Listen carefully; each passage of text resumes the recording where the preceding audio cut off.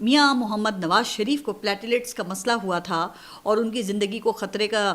ذکر کیا جا رہا تھا، تو اس وقت پاکستان تحریک انصاف کی پنجاب حکومت ان کی صحت کے حوالے سے میڈیا کو بریفنگ دیا کرتی تھی، اور یاد ہے کہ ڈاکٹر یاسمین راشد وہ خود عوام کو ان کی صحت کے حوالے سے اپڈیٹ دیا کرتی تھیں۔ اگر اسی طرح یہ حکومت بھی یہ کام پھر روزانہ کی بنیاد پر کرے تو نہ صرف افواہوں کی شدت کم ہوگی بلکہ عوام میں شفافیت اور اعتماد بھی بڑھے گا نا۔ لیکن یہاں مسئلہ حکومت کی کریڈیبلٹی کا بھی ہے۔ کیا پاکستان تحریک انصاف کے حامی وہ عطا اللہ تارڑ کی بات پر یقین کریں گے؟ اس مقصد کے لیے عمران خان کے خاندان کے افراد سے ملاقات وہ لازمی ہے، لیکن حکومت اس ملاقات کا رسک اس لیے نہیں لے سکتی کہ پھر اڈیالہ کے شیر کی دھاڑ وہ ٹویٹ کی صورت میں پوری دنیا میں پھیل جائے گی، اور حکومت اسی دھاڑ سے تو خوفزدہ ہے، جس کا ذکر میں اپنے ولاگز میں کرتی رہی ہوں۔ اچھا، اگر اب بھی سہیل آفریدی کو عمران خان سے ملاقات کی اجازت دے دی جائے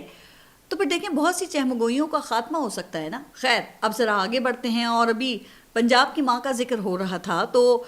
یہ بھارت اور یورپ کے درمیان ایک مدر آف آل ڈیلز کی خبریں بھی ہیں، جس پر میں نے اپنے کل کے ولاگ میں بھی کچھ بات کی تھی۔ تو اس ڈیل کو حالیہ تاریخ کی ایک بڑی ڈیل کہا جا رہا ہے۔ بھارت اور یورپی یونین نے طویل عرصے سے زیر التوا ایک بڑے اور تاریخی تجارتی معاہدے کو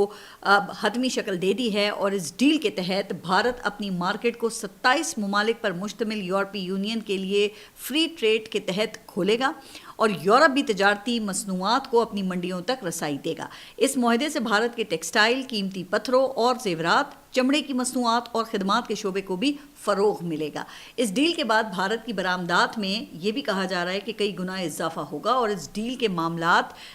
6 ماہ سے 1 سال کے اندر طے ہو جائیں گے۔ اب امریکہ وہ یقیناً اس ڈیل سے خوش نہیں ہوگا، کیونکہ امریکہ بھارت کو روس سے تیل لینے سے منع کر رہا ہے، اور اسی مقصد کے لیے صدر ٹرمپ نے بھارت پر 50% ٹیرف عائد کیا تھا۔ اچھا، دوسری طرف ہمارے حکمران ابھی تک صرف بیرونی آپ دیکھ رہے ہیں کہ دوروں پر ہی تصاویر کھنچوانے اور صدر ٹرمپ سے خوش گپیاں کرنے میں ہی کامیاب ہوئے ہیں۔ ابھی تک پاکستان میں کوئی بڑی سرمایہ کاری نہیں آئی ہے، اور سعودی عرب دفاعی معاہدے، لیبیا کو ہتھیاروں کی فروخت اور JF-17 تھنڈر کی فروخت کے معاملات بھی صرف بیانات تک ہی دکھائی دیتے ہیں، اور لگتا یہ ہے کہ ہم تو صرف کریڈٹ ہی لیتے رہ گئے، اور بظاہر مدر آف آل ڈیلز وہ نریندر مودی لے گیا۔